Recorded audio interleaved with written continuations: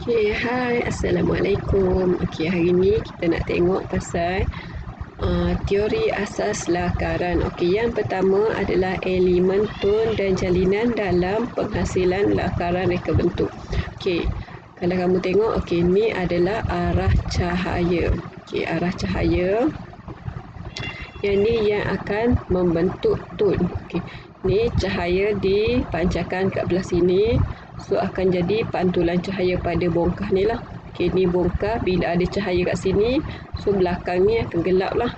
So, ni tone gelap tidak mendapat cahaya. Okay, ni pun sama. Ni tone gelap tak dapat cahaya. Ni pun tone melengkung mengikut bentuk bulat. Sebabnya ni pun samalah. Sebab tak dapat cahaya. Ni pun ni cahaya memancar belah ni. So ni akan jadi, belakang ni akan jadi bayang-bayang. Sama jugalah belah ni akan jadi bayang-bayang. Okey, ni tone separa gelap. Okey, ni pasal tone. Okey, tengok kat bawah pula, tone, jalinan dan kesan pencahayaan. Okay. Elemen, bentuk dan struktur bagi menghasilkan lakaran 3 dimensi. Okay, ni rupa geometri. Okay, ni rupa geometri, tak ada masalah.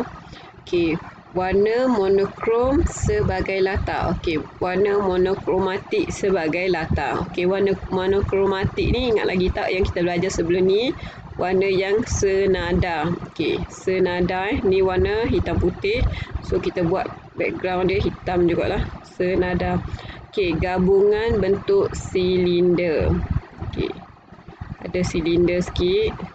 Lepas tu pengulangan garisan lurus membentuk bayang ni, bayang guna elemen tone tadi. Okey, ni semua adalah lakaran 3 dimensi, 3D.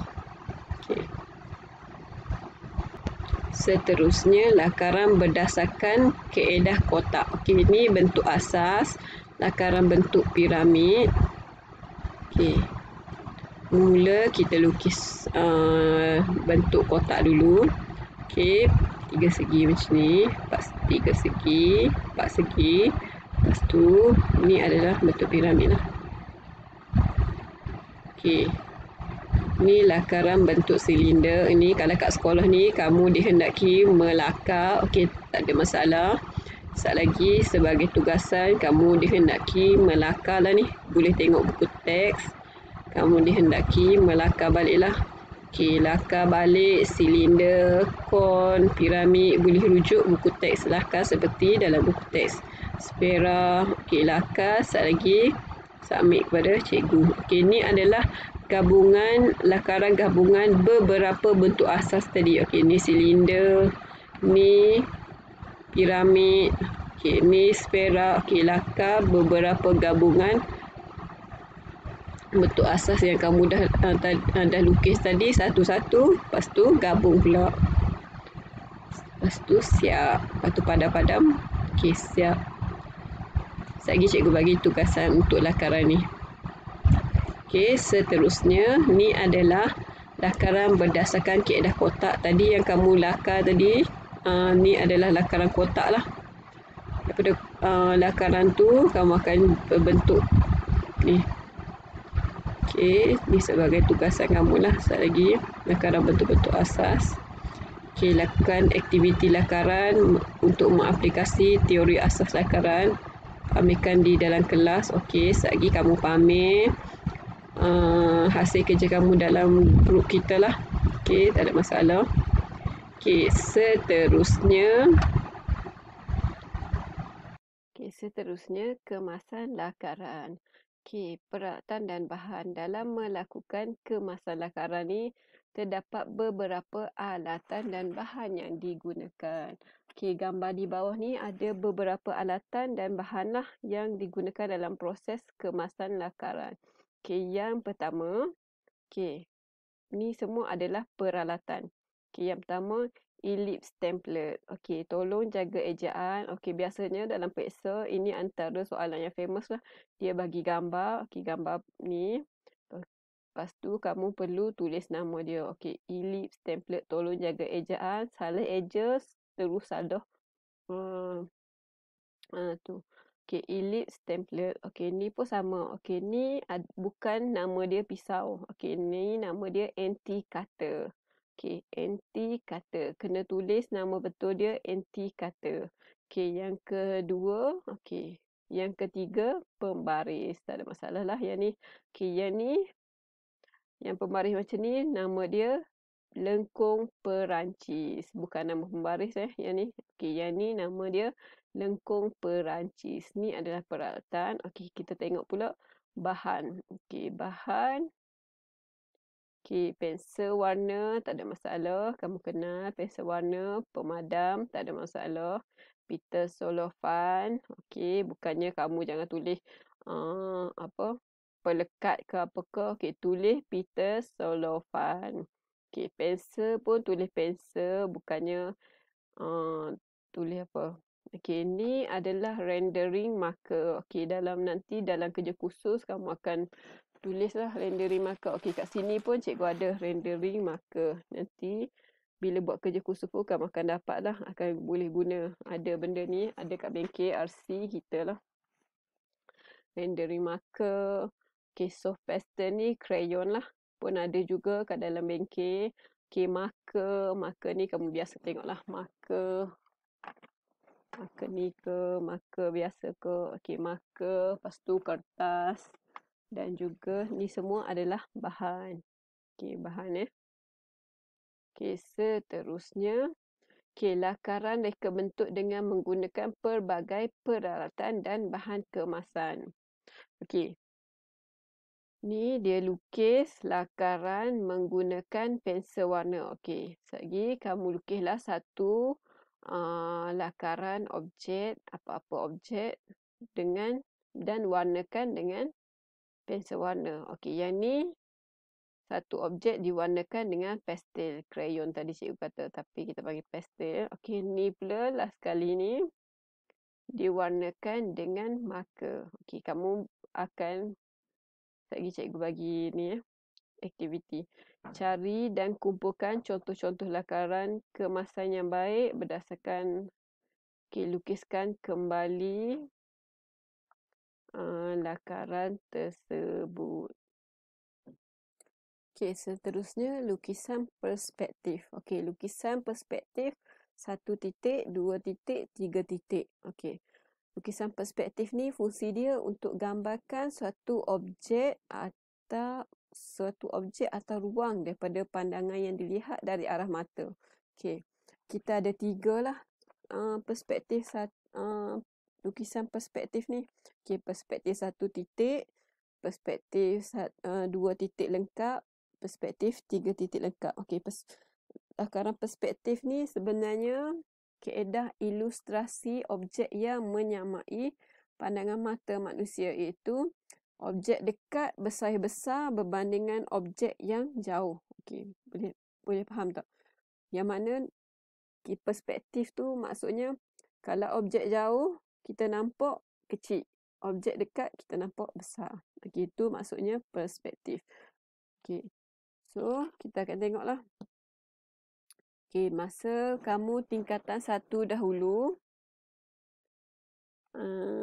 kamu pernah belajar cara-cara melakar perspektif 1 titik, perspektif 2 titik, perspektif 3 titik lenyap ni. Okey, tapi ni berikut adalah elemen komponen yang terlibat dalam lukisan perspektif lah. Ni untuk pengetahuan kamu. Ya, ada 7 benda, iaitu titik stesen, kedudukan mata pelukis. Okey, titik lenyap, titik yang wakil objek pada jarak jauh, titik lenyap ni TL. Okey, satah gambar, satah khayalan Lut Sina yang terletak di antara objek dan titik stesen. Lepas tu nombor 4, garisan ufuk. Okey, ni antara yang penting lah. Garisan khayalan yang mendatar, yang selari dengan satah gambar. Garisan ni terletak pada aras mata pelukis. Okey, ni bahagian atas lah. Terletak pada aras mata. Okey, garisan bumi pula, garisan yang mewakili pandangan satah bumi. Ni garisan yang bawah. Okey, garisan penglihatan, garisan unjuran dari titik stesen ke titik tertentu pada objek. Okey, objek sesuatu yang dilihat oleh pelukis lah. Okey, tengok Ni adalah lukisan perspektif dia punya ni. Okey, titik stesen, garisan penglihatan, satah gambar, objek, garisan ufuk, satah gambar, garisan bumi. Okey, ni garisan bumi.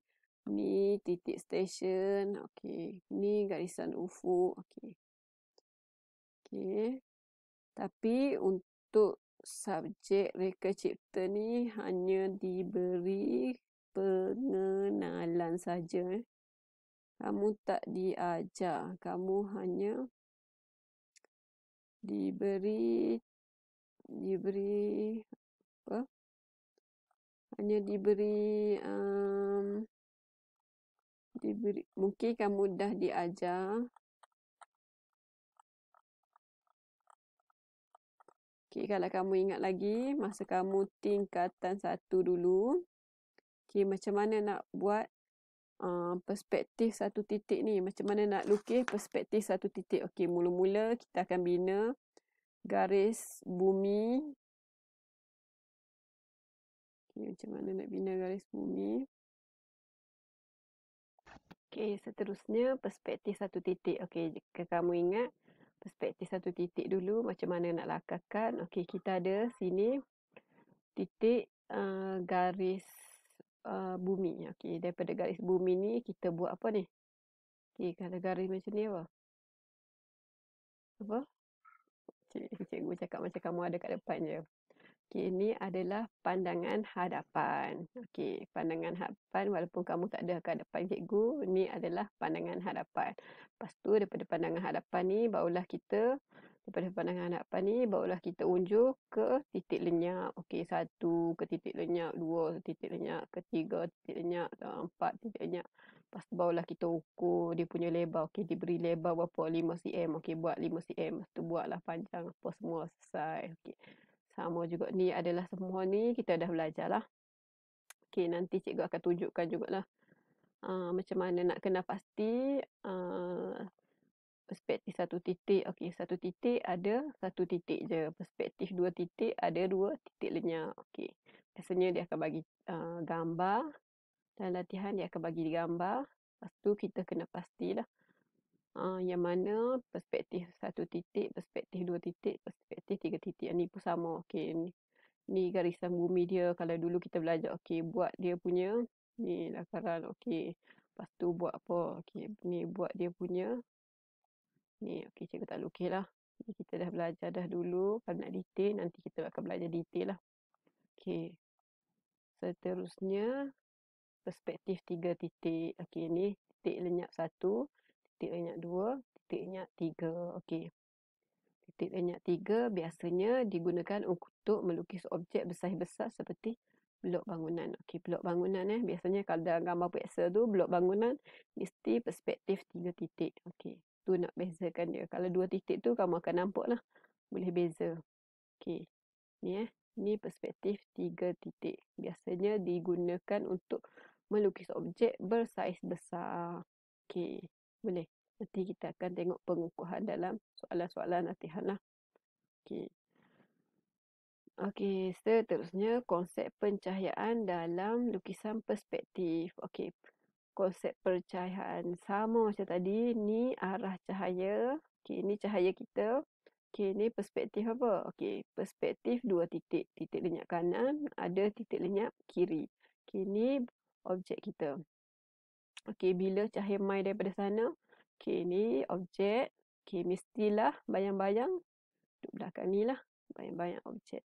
Okey, bila kamu lukis, perspektif objek dulu. Okey, mestilah lukis macam ni. Lepas tu unjuk. Lepas tu kalau ada cahaya, okey, cahaya mesti ada bayang-bayang ke belakang. Tengok arah cahaya. Okey, ni garisan ufuk. Okey, ni garisan bumi lah. Dibina atas garisan bumi. Okey, itu sahaja PDPR kita hari ini. Okey, seterusnya kita akan sambung dengan latihan. Okey, kalau ada apa-apa yang tak faham pun, kita akan buat sesi soal jawab lah lepas ni. Itu saja. Terima kasih.